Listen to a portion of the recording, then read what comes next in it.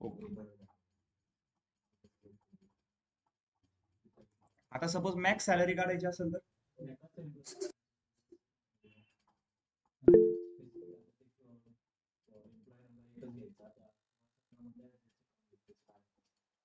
एका एम्प्लॉईची म्हणजे फक्त 10,000 एकची काढायची.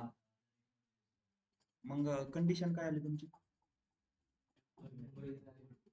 एम्प्लॉय नंबर कंडिशन आहे ना, एम्प्लॉय नंबर कॉलम काय आहे? तुम्हाला एकच एम्प्लॉय पाहिजे, कोणता? 10,000 एक.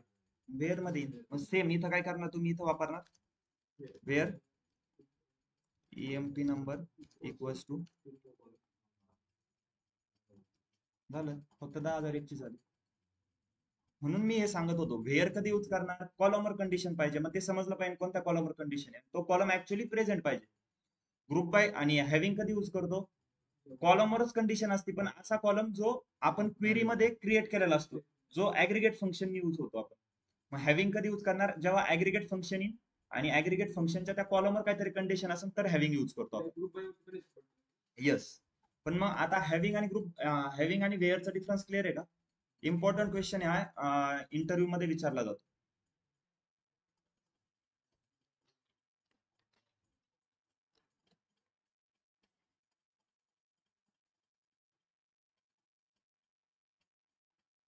ओके. आता सेम मला ऍव्हरेज फाइंड करायचंय प्रत्येक. आधी काय करू आपण? टोटल डायरेक्ट सॅलरी कॉलम मध्ये, सॅलरी टेबल मध्ये जेवढे एम्प्लॉय आहे मला सगळ्यांचं ऍव्हरेज फाइंड करायचंय. ओके. हा टेबल आहे. इथं सॅम्पल साठी मी फक्त 5च रेकॉर्ड घेतले, 5 एम्प्लॉईचे. पण मग आपल्याकडे किती आहे? जवळपास 9 लाख समथिंग काहीतरी रेकॉर्ड आहे सॅलरी टेबल मध्ये. ओके. ती क्वेरी रन करू. सॅलरी टेबल मधला सगळा डेटा बघायचा असेल, काय क्वेरी रन करणार आपण? Select star from, okay sorry, salary. Star कधी यूज करतो? सगळा डेटा बघायचा असेल. क्लिअर आहे ना? आता इथं बघा किती रेकॉर्ड आहे, 9,67,330. तर यामध्ये मला आता काय करायचंय? टोटल ऍव्हरेज फाइंड करायचंय. ह्या सगळे 9 लाख रेकॉर्ड जे आहे ना समथिंग, त्याची टोटल ऍव्हरेज फाइंड करायचं. ते काय करणार? सिलेक्ट ऍव्हरेज सॅलरी फ्रॉम, हे काय ऍव्हरेज आलं. आता हे ऍव्हरेज कसं कॅल्क्युलेट केलं असं बरं? जी आपली सम आली होती 6,167 करोडला, डिवाइड बाय त्यांनी 9,67,330 केलं असं, तर ही व्हॅल्यू हे ऍव्हरेज झालं. ओके. आता ऍव्हरेज मध्ये बघा पॉईंट नंतर किती आहे? मला सपोज ते पॉईंट नंतर 2च पाहिजे असं, तर त्याला राऊंड अप करावं लागेल. राऊंड अप, राऊंड अप माहिती आहे ना, आपण 10वी 12वीलाच असतं हे राऊंड वगैरे. मी काय करणार? सेम इथं काय करा, राऊंड करतोय, इथं कॉमा, आणि राऊंड किती डिजिट नंतर पाहिजे मला? सपोज मी 2 डिजिट म्हणतो, एंटर. झालंय 2 डिजिटला राऊंड. हे ऍव्हरेज मी हे तर माहितीये कसं केलं. यालाच फक्त ब्रॅकेट टाकलं आणि मग राऊंड फंक्शन वापरलं. राऊंड फंक्शन मध्ये काय केलं? पहिलं जे आपलं पॅरामीटर असतं ते काय, जी व्हॅल्यू आहे ती, कॉमा किती नंतर पॉइंट पाहिजे राऊंड ते. आता याचं नाव बघा कॉलमचं काय आलं? Round average salary comma. ते वाचायला बरोबर वाटतंय का नाही? मग ऍज ऍव्हरेज सॅलरी. क्लिअर आहे? Round.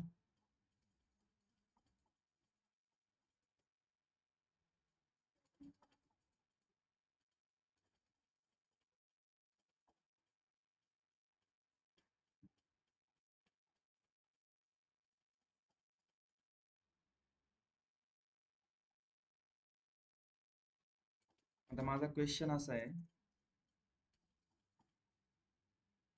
round the average amount of money spent on salary for all contract that started after the 1st of January 1997. Average salary find करायची मला, आणि त्याला राऊंड करायचंय 2 डिजिटला. आणि ऍव्हरेज सॅलरी अशाच यांची फाइंड करायची ज्यांनी त्यांचं कॉन्ट्रॅक्ट म्हणजे जॉईन कधी केलंय. सपोज फ्रॉम डेट त्यांची ही पाहिजे की 1st ऑफ जानेवारी 1997 नंतरची पाहिजे. टेबल मध्ये बघा आपले काय सॅलरी टेबल आहे, 4 कॉलम आहे, EMP number, salary, from date, to date. Okay. आता क्वेश्चन समजून घ्या. मला ऍव्हरेज फाइंड करायचं, सिंपल काय करणार आपण? ऍव्हरेज सॅलरीवर ऍव्हरेज लावणार. पण मला कंडिशन अशी आहे की असेच एम्प्लॉय पाहिजे ज्यांनी कॉन्ट्रॅक्ट हे 1 जानेवारी 1997 नंतर साईन केलं असेल असेच एम्प्लॉय पाहिजे. मग आपली कंडिशन कोणत्या कॉलमवर आहे? फ्रॉम डेट वर कंडिशन. काय कंडिशन आहे? फ्रॉम डेट ग्रेटर दॅन 1 जानेवारी 1997. क्वेरी सेम येणार. काय करणार आपण? Select average salary as salary from salaries. Where का? कारण की कॉलमवर कंडिशन आहे. कॉलम कोणत्या कंडिशन आहे? From date. आणि ज्या कॉलमवर कंडिशन तो ऍक्च्युअली टेबल मध्ये प्रेझेंट पण आहे ना. फ्रॉम डेट आपल्या टेबल मध्ये प्रेझेंट, म्हणून फ्रॉम डेट ग्रेटर दॅन 97. बरोबर. आली आहे व्हॅल्यू. आता आउटपुट काय आलं आपलं? Select average salary as average salary from salaries where from date greater than. इथं व्हेअर मध्ये हे का वापरलं? कारण की आपली कंडिशन काय होती? मला असेच एम्प्लॉय पाहिजे ज्यांचं फ्रॉम डेट हे 1 जानेवारी 1997 पेक्षा मोठं. पण इथं आपलं एक राहिलं. आता आपल्याला राऊंड अप करायचं राहिलं. राऊंड ब्रॅकेट मध्ये ही व्हॅल्यू कॉमा 2.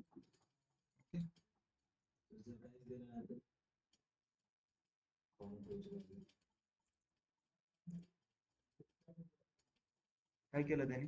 आता बघा.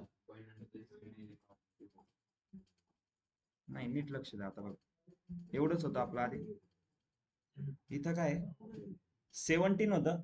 फक्त आपण राऊंड म्हणल्यावर त्याने काय केलं? आता पॉईंट नंतर ऑब्विस आहे 5 पेक्षा मोठा असतात आपण काय करतो? 17 ला 18 करतो. त्यांनी तेच केलं. इथं मी काय करतो आता? राऊंड. इथं फक्त राऊंड घेतोय आणि क्लिअर रन करतोय. बघा 17 ला 18 केलं, पॉईंट सगळे काढून टाक. आणि मला पॉईंट ठेवायचे असले तर मी काय करू? 4 पॉईंट होते पण मला 2च ठेवायचे. तर हे 2 पॉईंट. क्लिअर आहे? ही क्वेरी क्लिअर आहे का?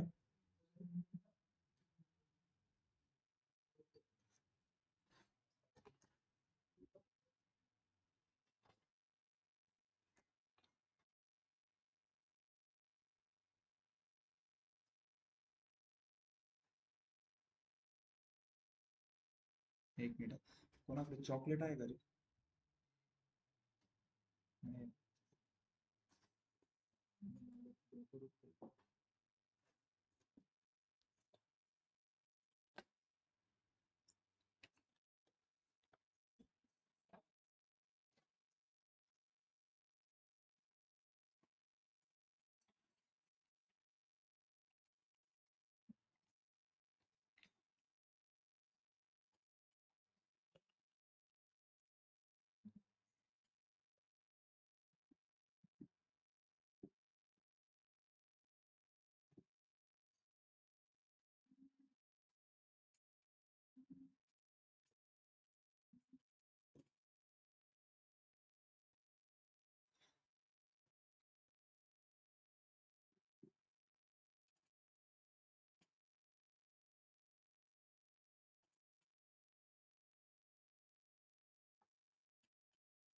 ओके.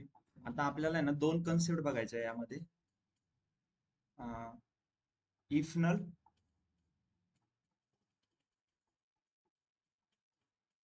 इफ नल आणि कोलेस ह्या 2 कन्सेप्ट आहे.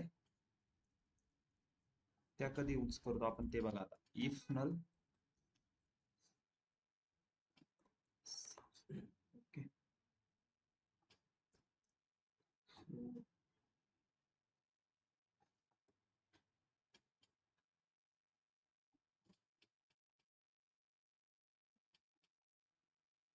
आता आपल्याकडे हा डिपार्टमेंट टेबल आहे. बरोबर. त्यामध्ये काय काय आपल्याकडे?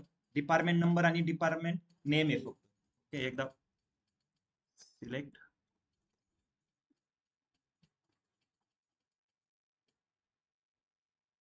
Star from departments. ओके. यामध्ये बघा 2 टेबल आहे. आता मला ह्या टेबलचं एक डुप्लिकेट बनवायचं आहे. ओके. त्याला डिपार्टमेंट डुप्लिकेट नाव देणार आहे. तर आपलं काय होतं? कसं बनवतो आपण? Create table department duplicate. Okay. Okay. पुढं as select star from departments. हे काय झालं, डुप्लिकेट टेबल तयार झाला. आता इथं जर मी रिफ्रेश केलं तर ह्या दोन्ही टेबल मध्ये सेम असेल. तर आता मी फक्त हा टेबल यूज करणार आहे बरं का, डिपार्टमेंट डुप्लिकेट. त्यामध्ये बघा, आता मी आधी डिपार्टमेंट डुप्लिकेट जो आहे त्याच्या डीडीएल टॅब मध्ये गेलो. ऑफ बाय डिफॉल्ट काय असतं आपला कॉलम काय केलं, आता इथं बघा, हा नॉट बाय डिफॉल्ट आपलं नल येतं. इथं नॉट नल का आलंय,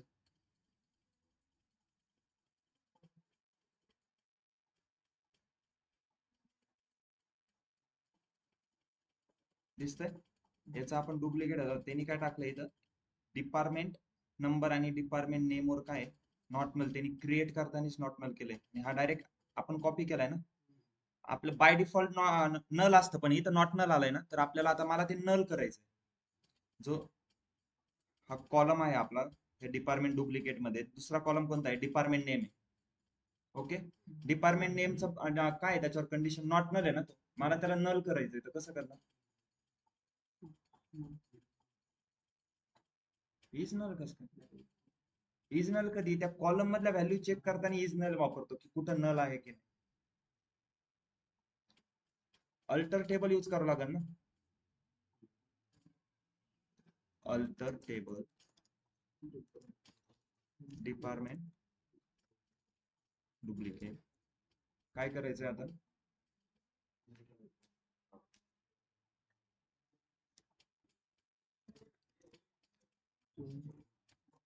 आठवतंय का काय असं, चेंज कॉलम, कोणता कॉलम आहे, डिपार्टमेंट नेम.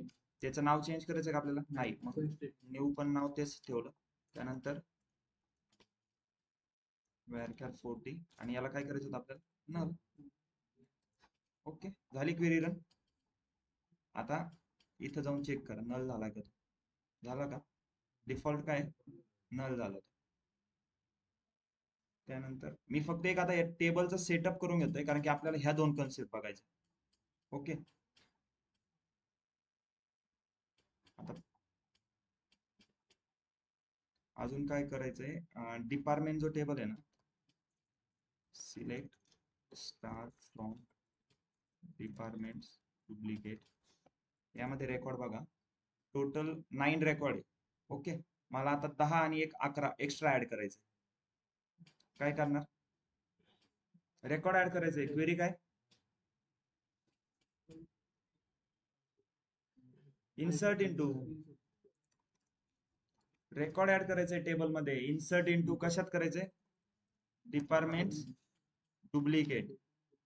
ओके, कोणत्या कॉलम मध्ये करायचंय मला, डिपार्टमेंट नंबर. फक्त एकाच कॉलम मध्ये, मी याच्यात ऍड नाही करणार, चालेल का, चालेल ना. मी आत्ताच याला नल म्हणलं, इथं काही व्हॅल्यू नसली तरी ते नल आहे ना तो कॉलम, तिथं ऑटोमॅटिक नल येईल. पुढं व्हॅल्यूज, मला व्हॅल्यूज आता ऍड करायचे आहे. तिथं D010 आणि D011 ऍड करतो. 9 पर्यंत आपल्याकडे होत्याच ना आधी, D011 ऍड केली. हा सॉरी, काय एरर आहे माहिती का, सांगाल का कोणी, काय एरर आला,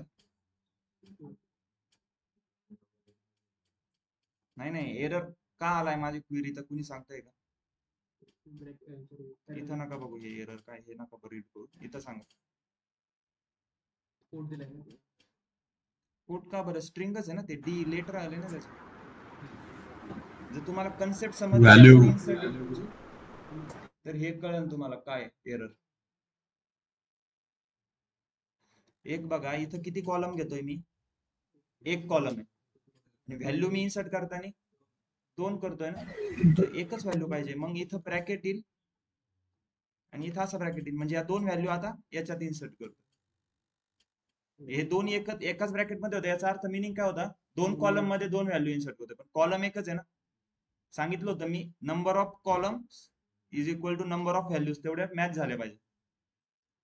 ओके, झाली. आता सिलेक्ट परत करा, परत मी हिवरची क्वेरी रन करतो. आता बघा, आलंय 10 आणि 11. इथं नन नल का आलं, कारण की आपण त्याला चेंज केलंय त्याच. ओके,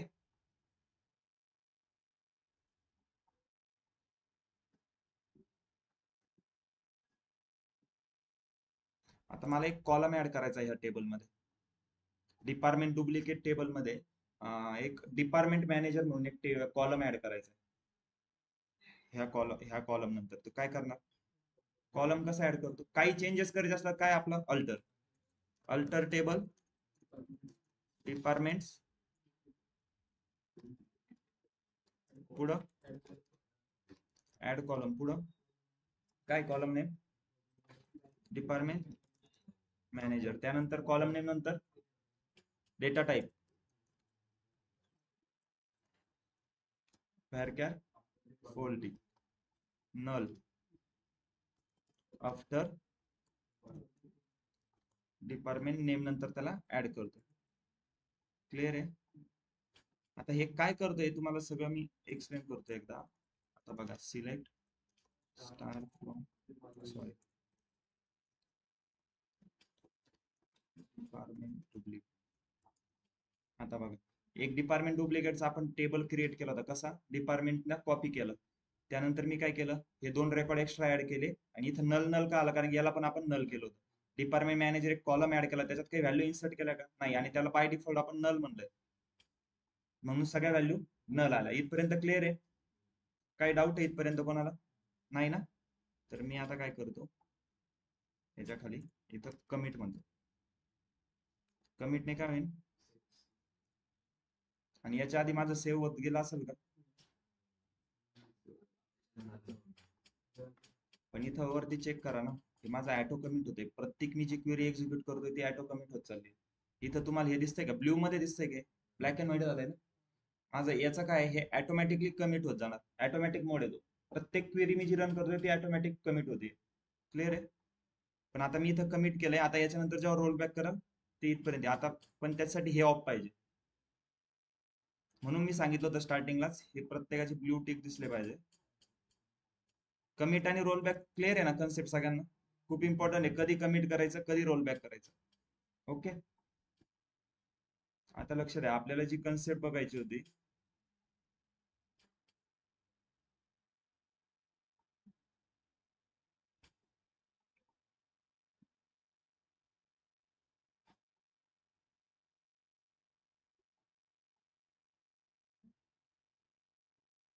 आता सिलेक्ट स्टार फ्रॉम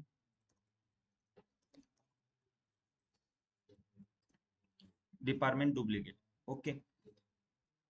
आता मला काय पाहिजे डिपार्टमेंट नंबर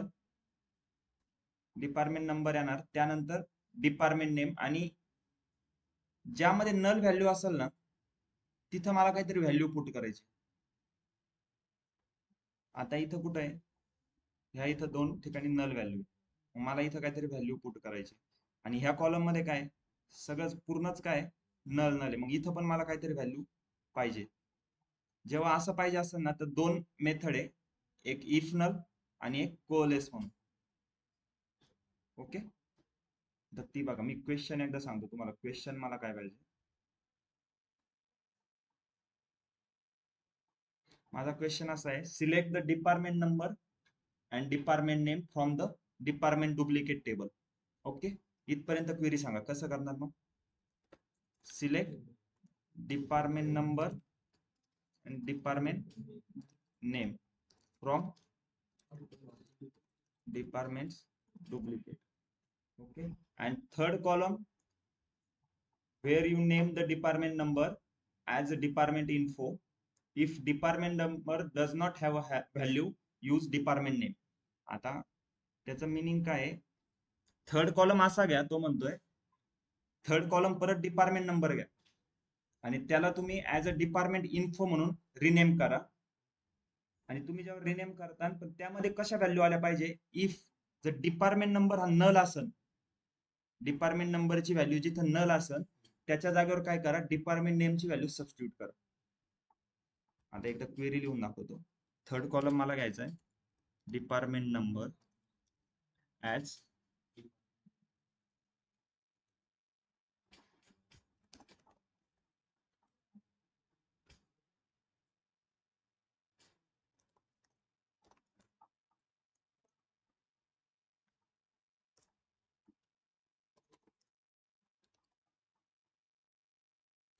ओके. ही क्वेरी मी एकदा रन करतो. आता बघा क्वेरी काय आहे, सिलेक्ट मध्ये आपण काय घेत असतो कॉलमचे नाव जे आपल्याला पाहिजे आउटपुट मध्ये. ओके. सिलेक्ट डिपार्टमेंट नंबर घेतला, डिपार्टमेंट नेम पण घेतला आली व्हॅल्यू. डिपार्टमेंट नंबर मध्ये आपलं काही नल व्हॅल्यू आहे का? नाही. आता माझी कंडिशन अशी होती, मला जर इफ नल बघा, इफ नल कधी यूज करतो जेव्हा आपल्याकडे दोन पॅरामीटर द्यायचे असतात. इफ नल हे फक्त दोनच पॅरामीटर घेतो.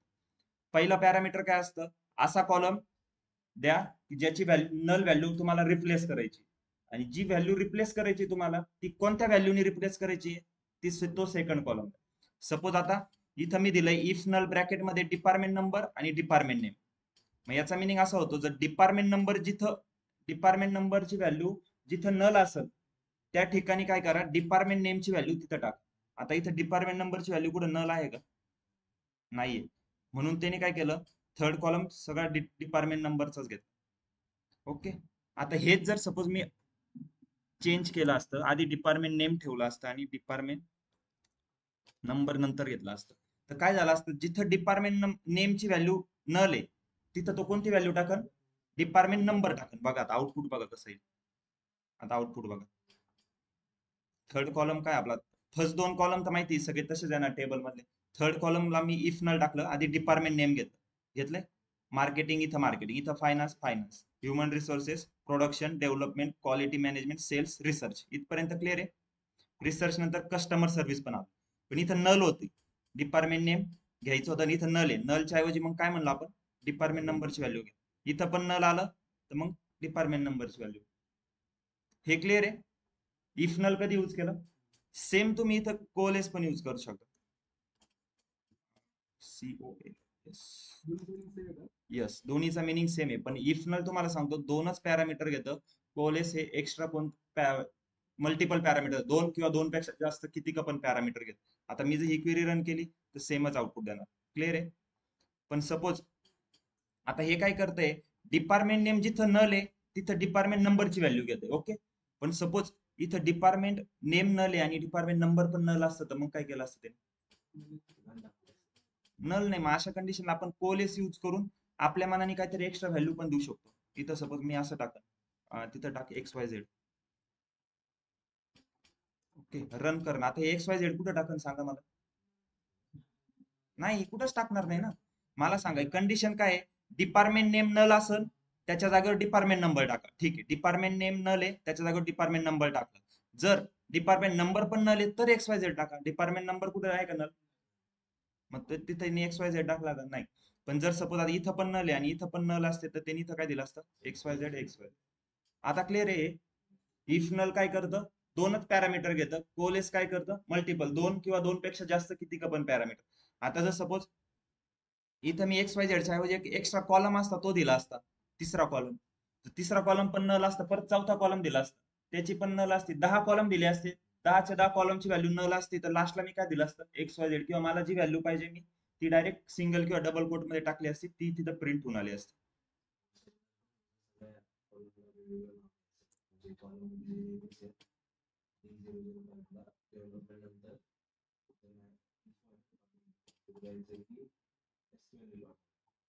म्हणजे कळलं नाही.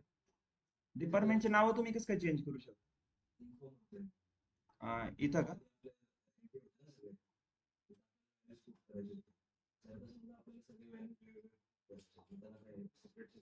मग इन्सर्ट करा अपडेट स्टेटमेंट, अपडेट इनटू कशात, अपडेट डिपार्टमेंट डुप्लिकेट. हा, set department info is equal to marketing where department number is equal to 1. Update statement बघितलंय ना आपण. मग तुम्हाला प्रत्येक पर्टिक्युलर करणार, पण इथं 9च रेकॉर्ड आहे म्हणून तुम्ही पर्टिक्युलर करू शकता. मिलियन्स ऑफ रेकॉर्ड असलो कसं करणार, तेच मिलियन्स ऑफ रेकॉर्ड असले मग तुम्ही हेच ना. आता सपोज तुम्हाला काय करणार, आता ही मला एक सांगा, इफ नल आणि कोलेसचा यूज कधी होईल तुम्हाला. सपोज आता डिपार्टमेंट डुप्लिकेट टेबल. ओके. आता हा कॉलम पूर्णच नल आहे. माझा क्वेश्चन काय होता, डिपार्टमेंट मॅनेजर मध्ये काय करा, डिपार्टमेंट नेम इन्सर्ट करा. मग त्यांनी काय केलं, सगळ्या ठिकाणी डिपार्टमेंट नेम इन्सर्ट केलं. पण मग मी असं पण म्हणलो, जिथं डिपार्टमेंट नेम नल असेल त्या जागेवर डिपार्टमेंट नंबरची व्हॅल्यू इन्सर्ट करा.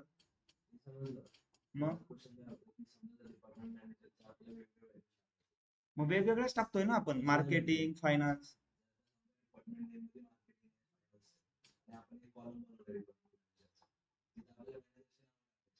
ओके.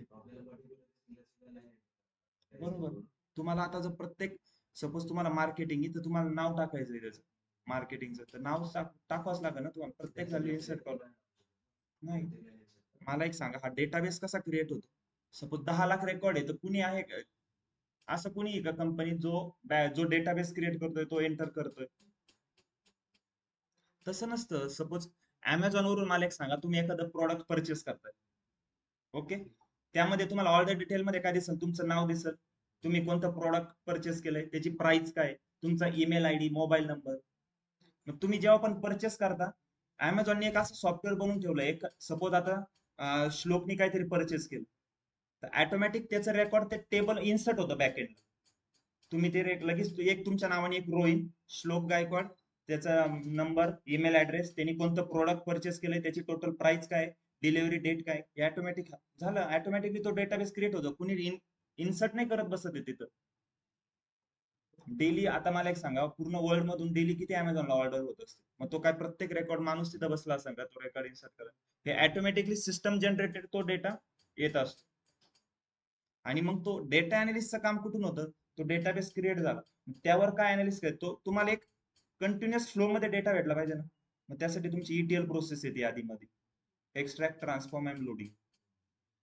डेटा एक्स्ट्रॅक्ट करायचा, त्यावर काहीतरी ट्रान्सफॉर्मेशन करायचं आणि मग तो लोड करायचा.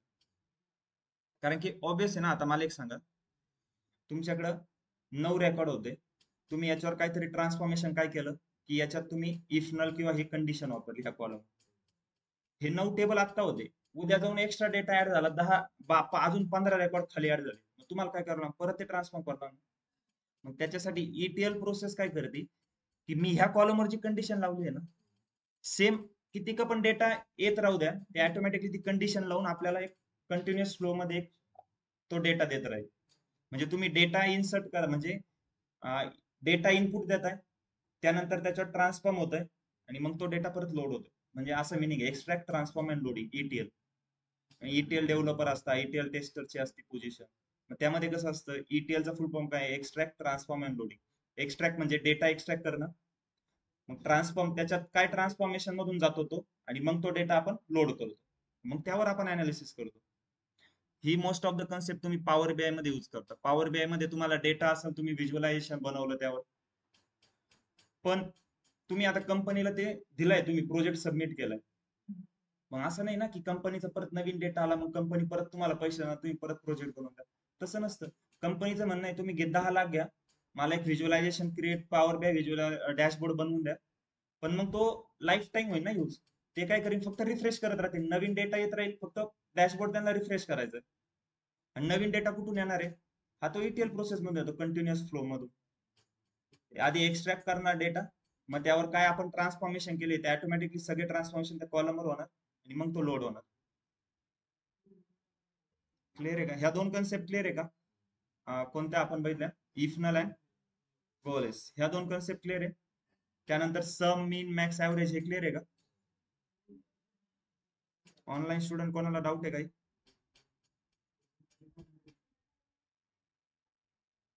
नो. आज आपण ऍग्रीगेट फंक्शन बघितले, त्यामध्ये काय काय बघितलं? कोणी सांगताय का ऍग्रीगेट फंक्शन कोणते कोणते बघितलं?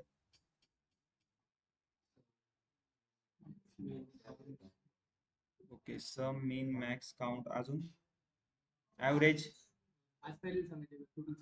हा टोटल. त्यानंतर आपण इफ नल आणि कोलेस पण बघितले त्यामध्येच. ओके. उद्याचा आपला एक इम्पॉर्टंट क्वेश्चन होणार आहे, म्हणजे पॉइंट आहे आपला जॉईंट्स म्हणून. तर त्यामध्ये आपण काय बघणार आहे, जसं मला आता एक सांगा, की आपण प्रत्येक एम्प्लॉयची टोटल सॅलरी काढत होतो, कसं करतोय? सिलेक्ट एम्प्लॉय नंबर, कॉमा सम सॅलरी,